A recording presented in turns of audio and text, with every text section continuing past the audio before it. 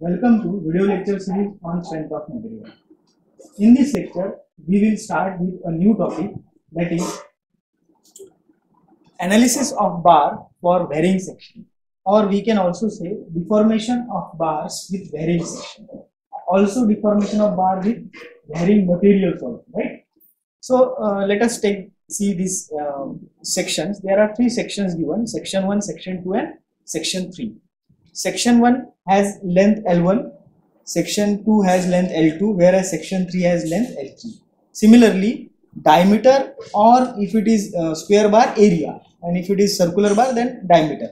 So this diameter is also varying, therefore cross sectional area is also varying. It is not continuous.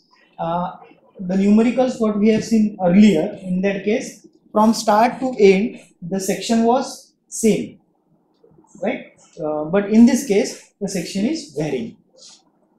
Now how to solve this problem? So in this case a tensile load is given at the start and the end of the bar. Now in such case, if you are interested to calculate the total deformation, the total deformation will be equals to, if you want to calculate total deformation, say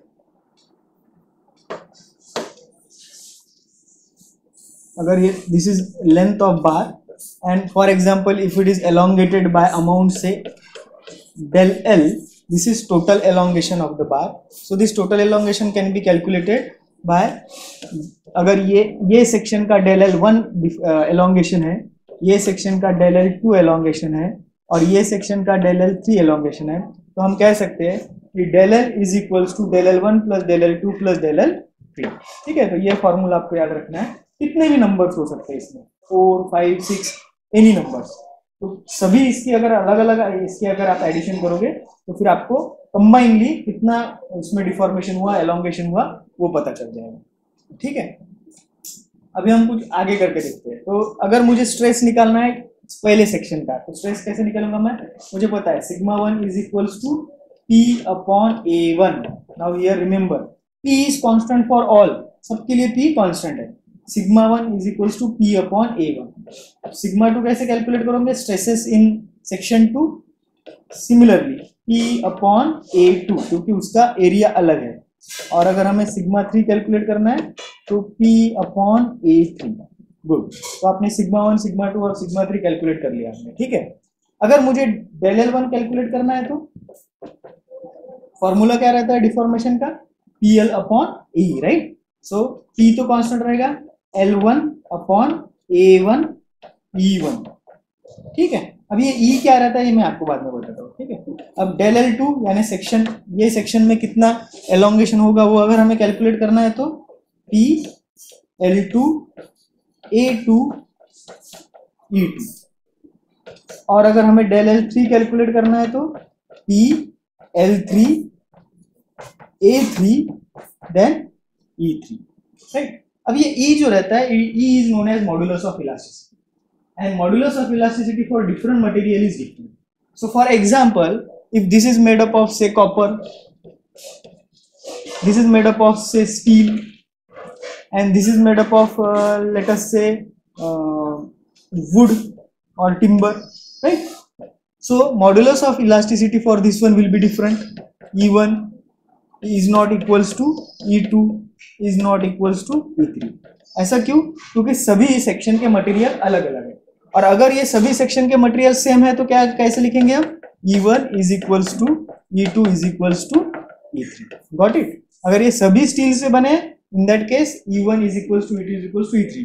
अगर ये सभी would का बना है तो E1 is equals to E2 is equals to E3. लेकिन अगर ये सभी अलग अलग मटेरियल से बने in that case modulus of elasticity will be different, right? So we will get this. अब अगर हम ये वैल्यू इसमें अगर पुट करते हैं तो फिर क्या मिलेगा हमें, वो देख लेते हैं हम एक बार.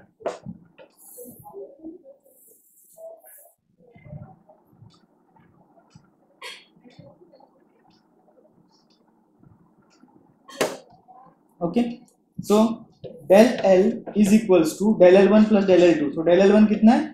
P1 P L1 upon A1 E1 plus P L2 upon A2 E2 plus P L3 upon A3 E3, right? तो ये हो गया हमारा डेल का फॉर्मूला, लेट अस से दिस एज 1। अब P तो कॉमन है, अगर P हमने कॉमन बाहर निकाल लिया तो क्या मिलेगा, P L1 upon A1 E1 plus L2 upon A2 E2 plus L3 upon A3 E3, right. ये हो गया हमारा सेकेंड नंबर का, अगर P कॉमन है, ठीक है। उसके बाद अगर E भी कॉमन है, फॉर एग्जांपल ये सभी एक ही मटेरियल से बने हैं, तो क्या हो जाएगा, E1 is equals to E2 is equals to E3। तो वो केस में डेल L कितना हो जाएगा, P upon E in bracket L1 upon A1 plus L2 upon A2 plus L3 upon A3। Okay, so this is our third formula, right? So this is how we can calculate the total elongation in the body. We can also do it like calculating elongation of body for this one, then for this one, and then for last one, and then making the summation of this. So hope you have understood this. For taking notes, what you can do, you to simply take the snapshot of this and store it so that you can. So let's move forward. We will see numerical on this now, right?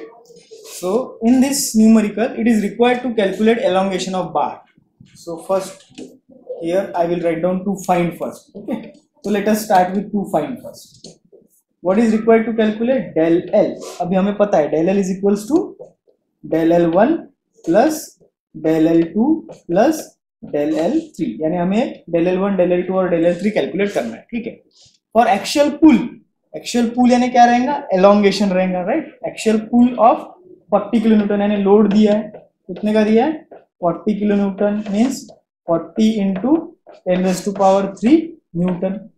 Okay, also what is given, E is given, that is modulus of elasticity 140 giga Newton per meter square। अब हमें तो Newton पर mm square में चाहिए, लेकिन यहाँ पे giga Newton दिया है, तो गीगा न्यूटन का कन्वर्जन कैसे रहता है, 140 इंटू 10⁻³ न्यूटन पर mm स्क्वायर, ठीक है। ये हमेशा ध्यान में रख, अगर मेगा न्यूटन रहता था तो सिंपली हम 140 लिखते थे, गीगा न्यूटन है इसलिए 10⁻³ न्यूटन पर mm स्क्वायर, और अगर मीटर स्क्वायर में चाहिए तो 10⁻⁹। ओके, वो ध्यान में रखना है, ठीक है। तो E मिल गया। अब E जो है ये कांस्टेंट है, सेम। अगर ये फॉर एग्जांपल स्टील से बना है तो ये भी स्टील से बना है और ये भी स्टील से बना है, राइट। अब लेंथ गिवन है हमारे पास, तो गिवन डेटा भी लिख लेते हैं हम। गिवन डेटा क्या क्या है, ओके। सो गिवन डेटा है हमारे पास E, ऑलरेडी हमने यहाँ पे लिखा है 40 इंटू 10⁻³ न्यूटन। E गिवन है, वो कितना हो गया, 140 इंटू 10⁻³ न्यूटन पर mm स्क्वायर। उसके बाद L1, L2 और L3 गिवन है। L1 कितना दिया है, 180 mm, L2 260 mm और L3 160 mm. Also D1, D2, D3 is given. So D1, D2 and D3.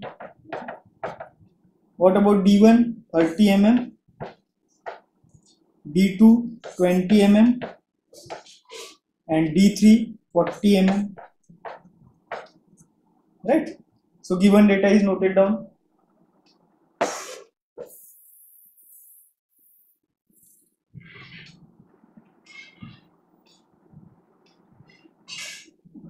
अब हम कैलकुलेट करेंगे इसका सॉल्यूशन।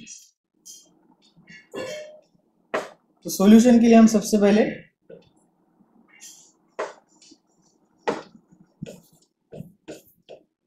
कैलकुलेट कर लेंगे A1. A1 is pi by 4 into D square. What about D1 square? It is 30 square. So value of A1 is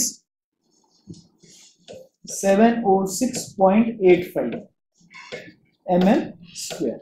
Similarly, we will calculate A2. For A2, diameter is 20. So value will be 314.15 mm square. Similarly, we will calculate A3. So for A3, area is 1256.63 mm square. चलो हमने A1, A2 और A3 calculate कर लिया। अभी हम use करेंगे formula. तो formula क्या है?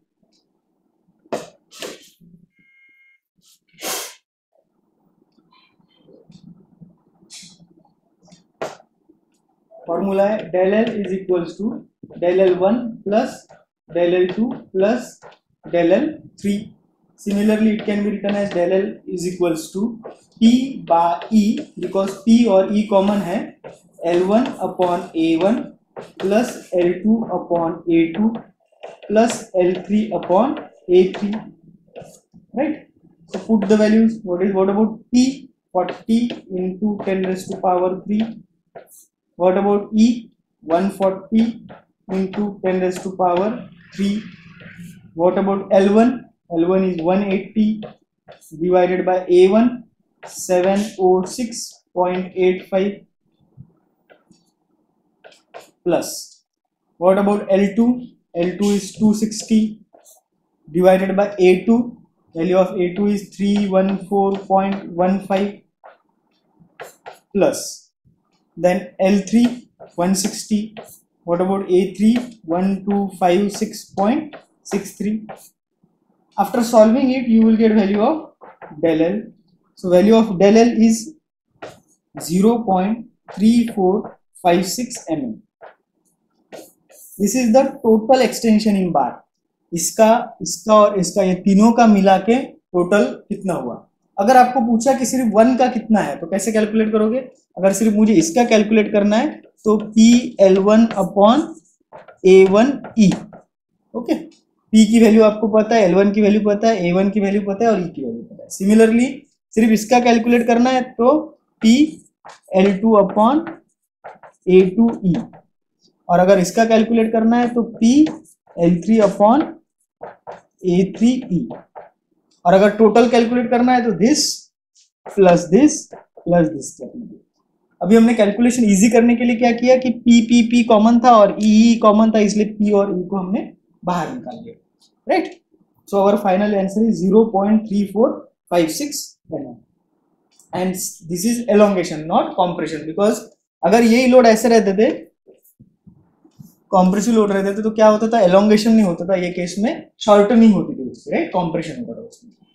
So hope you have understood this. In case of any query, please comment in the comment box. Right? Thank you.